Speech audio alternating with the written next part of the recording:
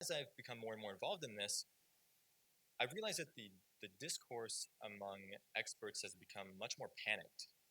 Every year it gets more panicked. As the projections get worse and worse, we watch as the diplomatic process continues to sort of fail around us, and even the minor victories seem to never really get a foothold.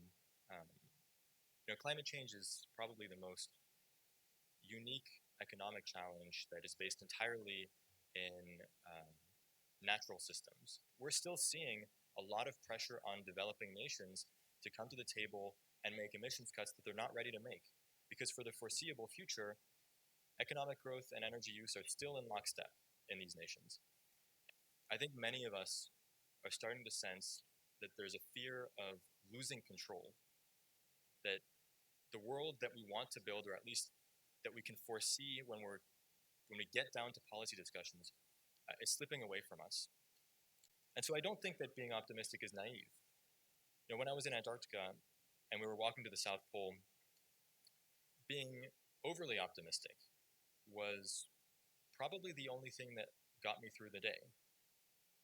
It's easy to forget that climate change is first and foremost an issue of inequality, that it is first and foremost a threat to the rights and the opportunities of the poor.